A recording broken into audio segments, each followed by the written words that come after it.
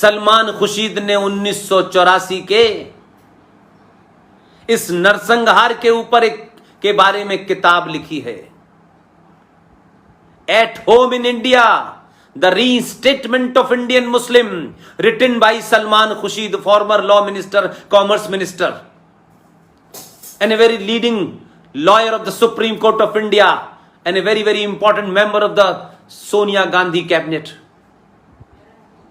Page number 144 पर वो शख्स लिखता है कि जिस वक्त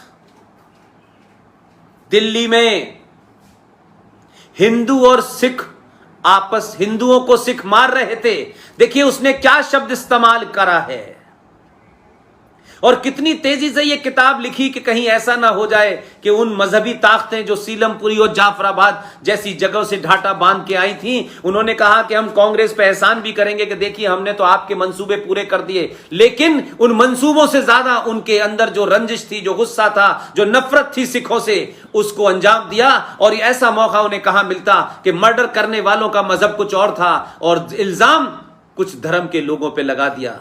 और जो लीडर बैठे हुए थे वो इसलिए नहीं बोले क्योंकि उन्हें सत्ता प्यारी थी, कुछ अल्लाह को प्यारे हो गए और कुछ बचे हुए हैं।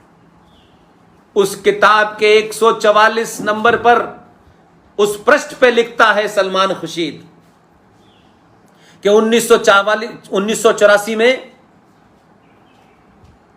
जब दिल्ली में सड़कों पर सिखों को हिंदू मार रहे थे तो लिखता है कि मुसलमान बहुत खुश था, दे वर वेरी सेटिस्फाइड, बड़े संतुष्ट थे मुसलमान। क्यों संतुष्ट थे? आगे लिखता है इसलिए कि यही वो दो कौमें हैं, सिख और हिंदू, जिन्होंने पार्टीशन के वक्त मुसलमानों का कत्ल किया था। कितनी मक्कारी से इस इंटेलेक्चुअल ने किताब लिख करके मुसलमानों ने 1984 में जो अपने चेहरे छुपा करके और नकाब बांध करके सिखों के नरसंहार में बढ़ चढ़ के हिस्सा लिया और उसके बाद गायब हो गए। कांग्रेस पार्टी को लगा ये बहुत बड़ा काम हो गया है क्योंकि हमारी पार्टी का प्रधानमंत्री मर गया है। प्रधानमंत्री आकर के राष्ट्रीय चैनल पे कहता है एक पेड़ गिरता है तो थोड़ी बहुत जमीन हिल जाती है, लेकिन जमीन को हिलाने वाली ताकतों ने ही शाहीन बाग पे सड़क रोकी। उन्हीं ताकतों ने खामोशी से दिल्ली में एक तरफा दंगा किया। उन्हीं ताकतों ने किस तरीके से एक आईबी मार दिया। अब तमाम आप रिपोर्ट होगी, रिपोर्ट आएगी, कोर्ट जाएगा, एफआईआर हुई, कुछ नहीं होने वाला है, कुछ नहीं होने वाला है। जिन लोगों को चौराहे पे खड़ा करके आधे घंटे में मार देना चाहिए, उन लोगों को आधी आधी सदी तक इस देश के टैक्स से पलने वाले, जेलों में रहने वाले, पेरोल पे छूटने वाले ऐसे गद्दारों को सरकारें छोड़ देती हैं। और आपकी खामोशी ने, आपकी इसी खामोशी ने कोयंबटूर के बम धमाकों का मास्टरमाइंड अब्दुल नजीर मदनी, 54 हिंदुओं की हत्या हुई थी उस बम धमाके में।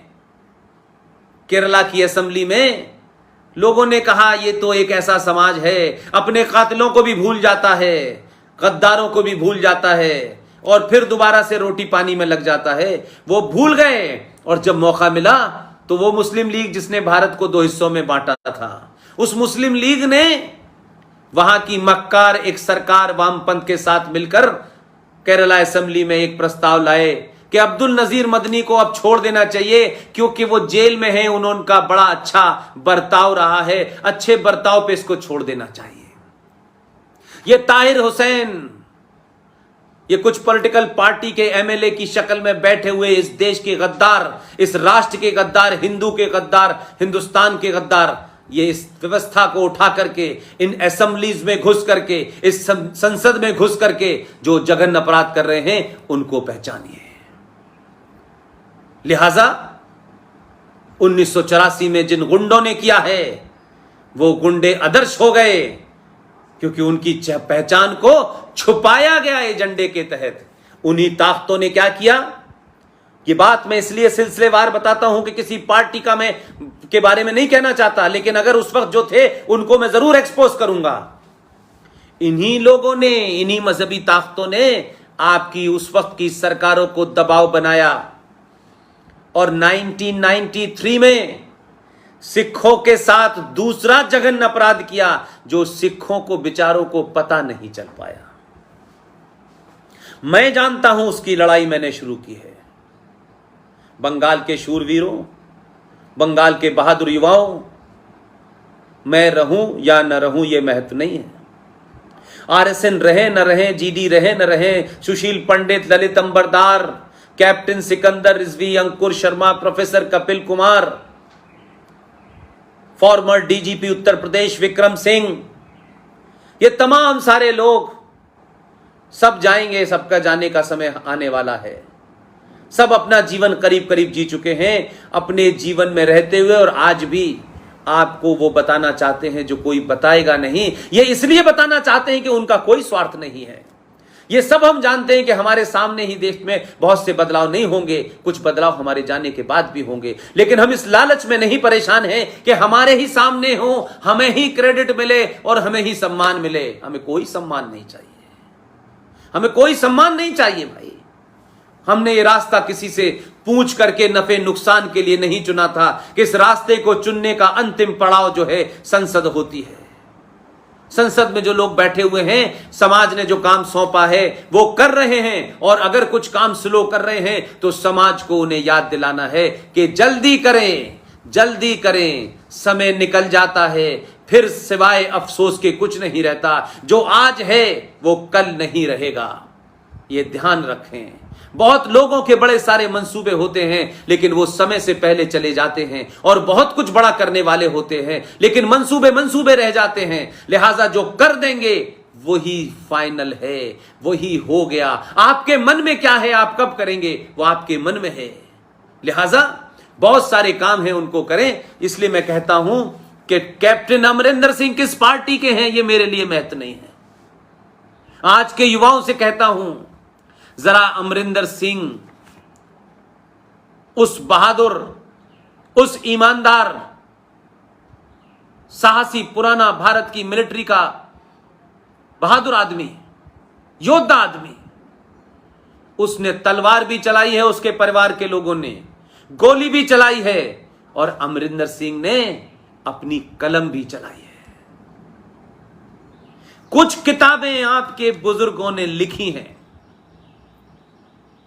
उस जमाने किताब लिख के जाने का मतलब होता था आने वाली जनरेशन ने, हमने जो देखा है, हमने जो समझ रहे हैं, उसको हम लिख के जा रहे हैं ताकि वो भूल न करें।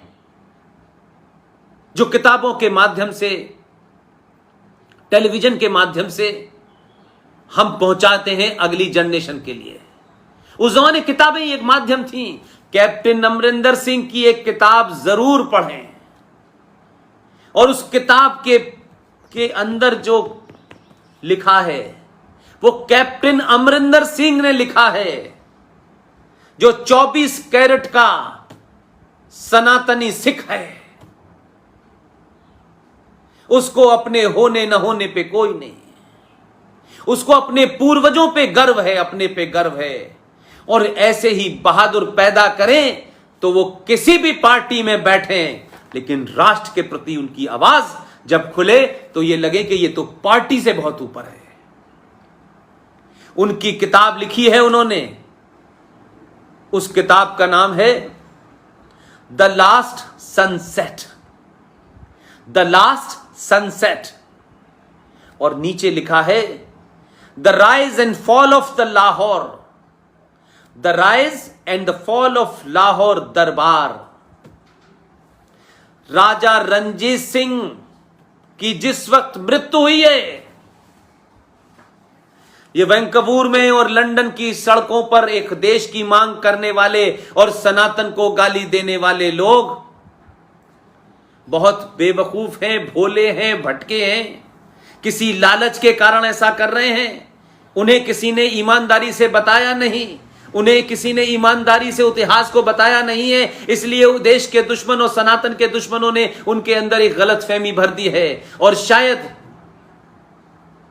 सत्ताधारियों से होने वाली गलती के कारण वो सत्ता से ज्यादा अपने ही समाज के खिलाफ खड़े हो गए।